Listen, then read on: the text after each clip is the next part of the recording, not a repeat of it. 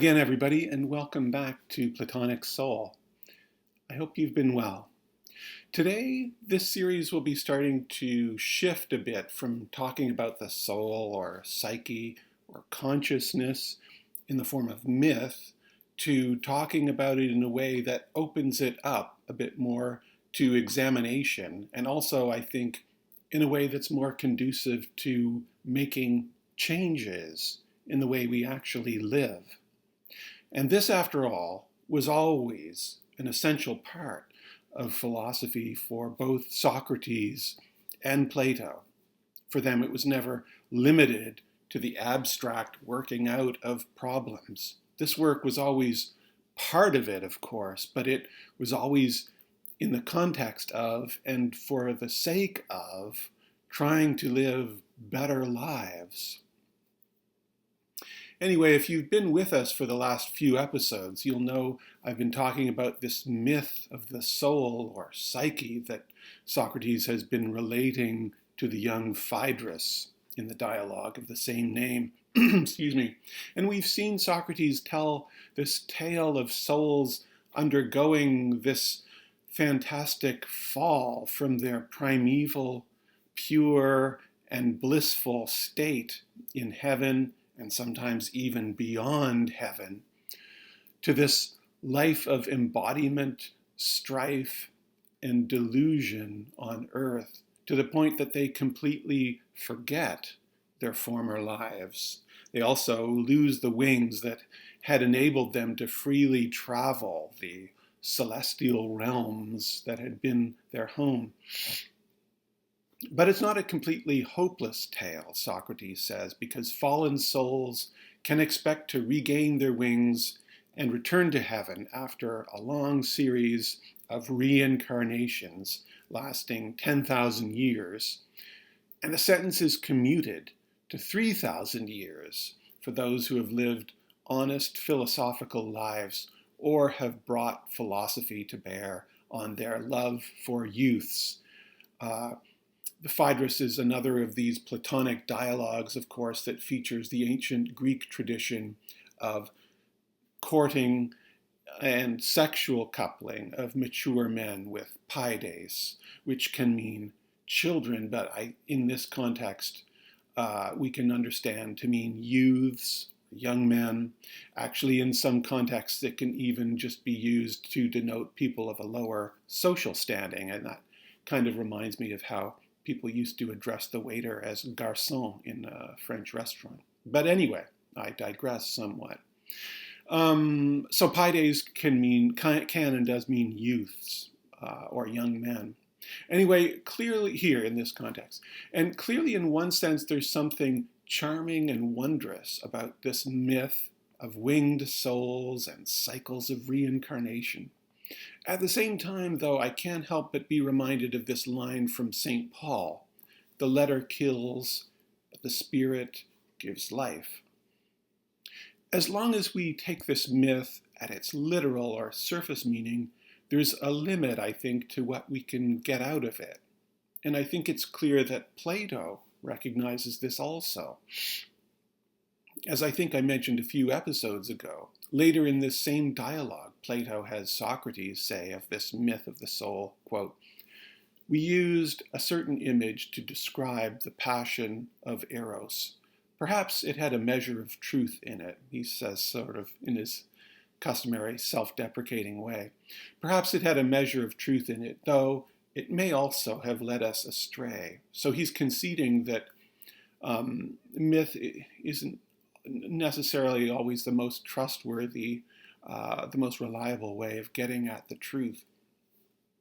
The problem is that expressing an idea figuratively like this means things can get missed or, in a way, sort of misspoken. There can be a kind of missing of the mark, and this affects us in two ways, I think.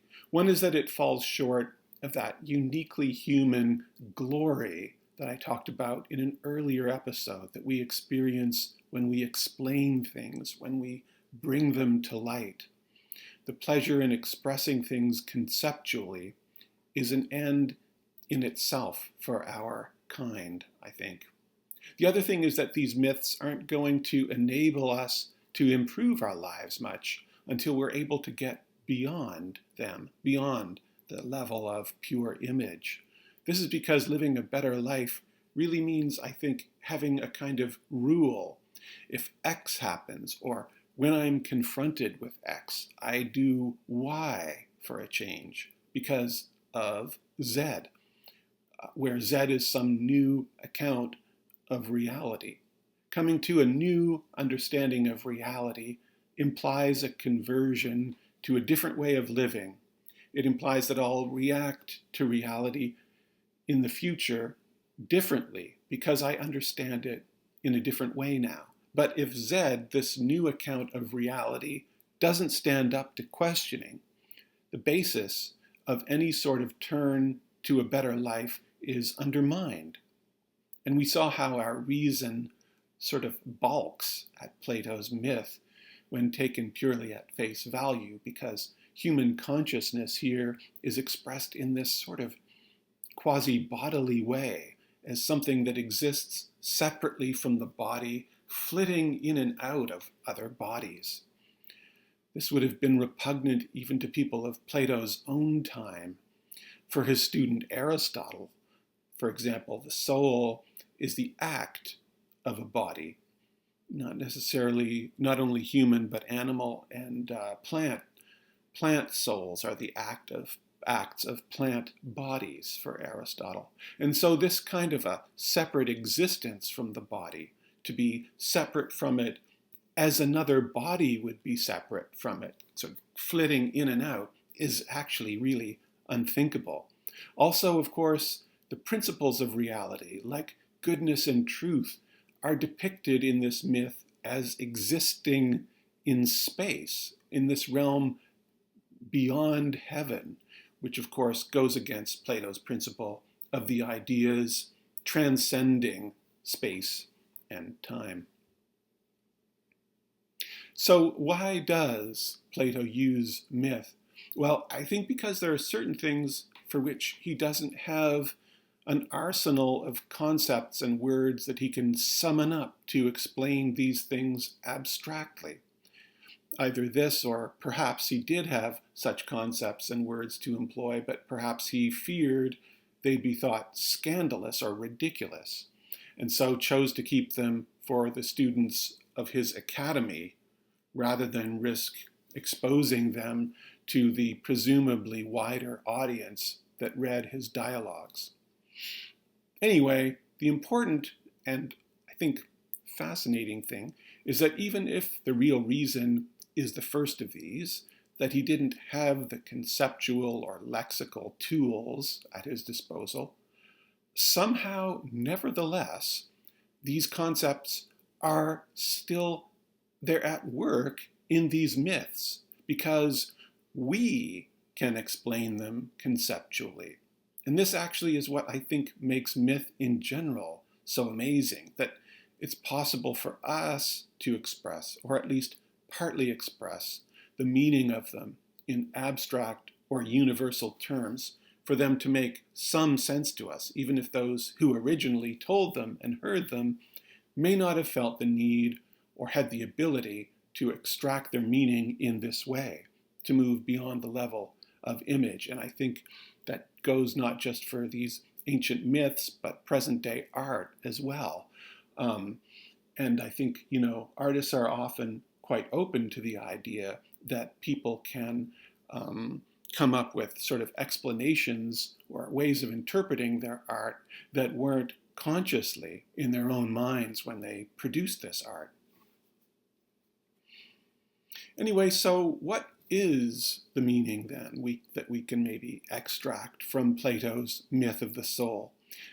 If you watched my last video, I think you'll be able to guess that I take Plato's myth of the fallen soul here to be an attempt to convey the idea of unconscious desire. And that idea is really kind of a linchpin in Platonic love. And that's not really present in this sort of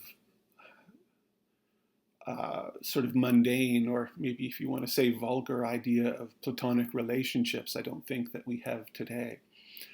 So it's one thing that makes makes it important to really go to the source if we really want the richness of Platonic love. Anyway, you remember when we were back in the symposium, we asked how the prophetess Diotima could get away with claiming that all human desire is for the good, when this isn't what we seem to see. In that dialogue, she actually kind of sneakily seems to shift from a kind of proof that humans always desire what seems good to them, because it would sort of be ridiculous to assert that human desire is for anything other than what seems good to me. So she seems to sort of sneakily shift from that to a claim that all human desire is for nothing but the good as such, the absolute, or you could say universal good, the idea of the good, the Platonic idea of the good, goodness itself, which Plato argues in the Republic is the principle of reality, and which most of the later Platonic tradition, and actually I think really probably also Plato himself, held to be the same as the one, reality in its unity. So how could she get away with claiming that all humans desire is absolute goodness and the absolute oneness of subjective and objective reality? It seems kind of absurd, I think, to most of us. Well, so here we finally have a kind of answer. We do all desire the good itself, Plato is saying, but we come into this world unaware of this desire. It's a desire that you could say resides in our unconscious. This means, as we saw last time, that this isn't just some sort of data that's been erased, that the good or the one is what we want is something we kind of both know and don't know, like a suppressed memory. It has a kind of, or repressed memory. It has a kind of latent or potential existence, one that needs an external trigger to be actualized. And this trigger, as we saw last time, is beauty, physical and otherwise. So I guess the big question that comes out of this understanding of Plato, though, is where does this buried memory, this unconscious desire, this unconscious knowledge of the good or one come from if we're to understand it in a more rational way than as the memory of a past disembodied state of a soul that is at the same time kind of in a self-contradictory way, quasi-body. Well, I think in some way this myth hangs together best if we understand this memory at least in part as coming from our own lives, at least in part. And trying to discern how this is so has actually been sort of a long quest of Christian and, if you like, post-Christian or secular civilization, because it's been in this Western civilization that attempts, to my knowledge anyway, have been made to explain a seemingly instinctive desire humans have for unity in terms of actually lived human experience, not just myth. St. Augustine, I think, played a massive role in this. I've talked earlier about the huge role Neoplatonism played in his conversion to Christianity, and indeed he talked about reading these Platonic books, but then when you look at the sort of borrowings from these Platonic books, they're actually they're basically Plotinus. And then often in his writings, we see Augustine talking about God in a Platonic or Neoplatonic way, in such a way that, in other words, that the Platonic and Neoplatonic good or one can easily be substituted for this reality that Augustine calls God. Anyway, there's perhaps a bit of Aristotle here too, because Aristotle had spoken in Book 12 of his Metaphysics of the highest reality being a kind of joy beyond human comprehension. And Augustine, similarly, in his Confessions, speaks of the happiness that humans sort of blindly seek as being in some way the same as God, and both somehow in a deeply mysterious way reside in our memory. And he writes in the Confessions, "When I seek for you, my God, my quest is for the happy life. My inquiry is whether this knowing that he seems to have of happiness is in the memory, because if it is there, we had happiness once." And he concludes, "You conferred this honor on my memory, that you should dwell in it." And so there's something kind of massively Proustian here, or I think better to say something massively Augustinian in Proust. I'll mention Proust again a little bit later in this talk. But anyway, Augustine is unable to actually locate where God lives in his memory like any other object of thought. He's unable to recollect God in the same way he recollects other objects, or in the same way he recollects mere objects of thought, because God transcends this subject-object world that we inhabit in our everyday thinking.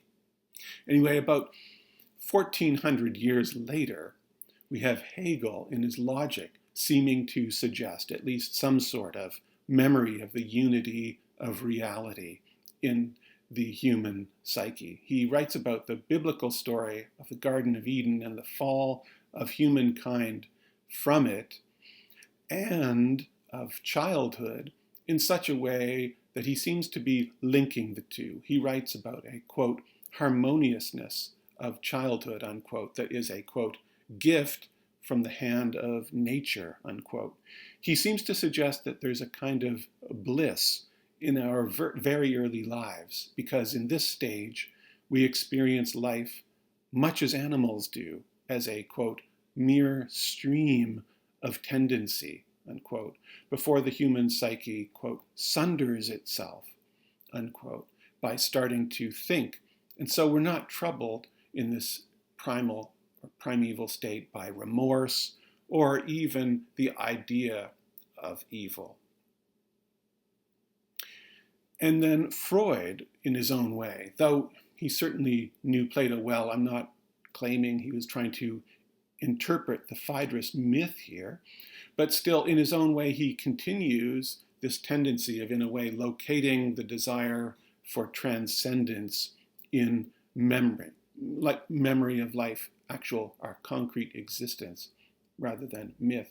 We saw how he begins his, much earlier in this series, his civilization and its discontents by tracing this oceanic feeling that his friends saw as being at the heart of religion to our buried memory of a state in our infancy in which there is no divide between self and other. As he puts it, to newborns, all is ego. There's no real awareness of an other. I would sort of say, really, that one can't have an ego without some sort of awareness of the other. But anyway, to some extent, I think this is semantics. What he's talking about is there's no real conscious subject-object relation here. In his own words, he writes, originally the ego includes everything. Later, it separates off an external world from itself. Our present ego feeling is, therefore, only a shrunken residue of a much more inclusive, indeed an all-embracing feeling, which corresponded to a more intimate bond between the ego and the world about it. So it can be tempting to understand Plato's myth as telling in some way the story of actual human life. It begins in a way with transcendence, because at this infant stage we don't even have the ability to distinguish self from other. And both Augustine and Freud seem to associate the beginnings of this distinguishing of self from other in our separation from our sources of food. The mother or in Augustine's case, the nursemaid. Food and love simultaneously, in one almost becomes the other, and the resultant distress. And I don't know if you've ever read this children's book by Maurice Sendak, Mickey in the Night Kitchen, where there's a kind of ecstatic moment in which this naked child says, I'm Mickey, I'm in the milk. He's in this vast jar of milk, and he says, I'm in the milk, and the milk's in me. So, and somehow in this contact with milk, there's a sort of loss of self-other. Anyway, so both Augustine and Freud write of the breastfeeding that follows from our hungry cries. And Augustine seems to suggest it's our first experience of divine gift, while Freud seems to suggest that this blissful experience of sucking milk, which is pretty much all we know how to do at that stage, restores to some extent that primal sense that we had even earlier and we're still greatly immersed of, but that separation has sort of disrupted a little bit. And hunger restores to some extent that primal sense of boundlessness of self that we felt as newborns, and I think we can also infer in the womb itself. Anyway, we saw earlier in this series how the Proustian child also experiences the maternal kiss as ecstatic, and Proust uses religious language, the language of the absolute, you could say, in describing it. And so, from the earliest time, most of us experience existential unity as absolute pleasure. But this experience resides as a kind of buried memory because we experience it before we were, in fact, able to think, before we were able to actually process it, articulate it, before we had sundered ourselves into a sort of subject-object. And both me and myself becomes an object of thought, as well as the world itself in which I had previously been immersed with as a sort of stream of tendencies, basically. So, as Hegel put it. But are we to understand this? This is sort of the problem here. Are we to understand this unconscious desire purely as a desire for something we once experienced, as a desire for this and nothing more? To see it this way, I think, kind of presents us with a number of problems. For one, this doesn't really match Plato's myth. In the myth, souls in their primal state, their truest state, if you will, exist in their full integrity. They're not represented as lacking anything. And a return to this primeval state is depicted as our highest aspiration. But human infancy, of course, is an undeveloped state. Infants lack this power of abstract thinking that seems to be an essential part of what it is to be human. And given Plato's regard for reason, of course, it seems inconsistent, to say the least, that he would see a return to a pre-rational state as something to be desired.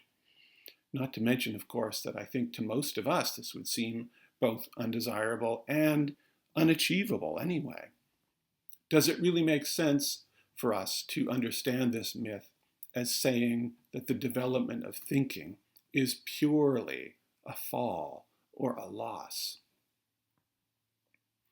I don't think this is really how we should understand the myth. There's another essential piece to this puzzle we need to find out and fit into its place, and that's what I'll be attempting to do next week. Anyway, I hope to see you then, and until then, be well, and thanks for watching.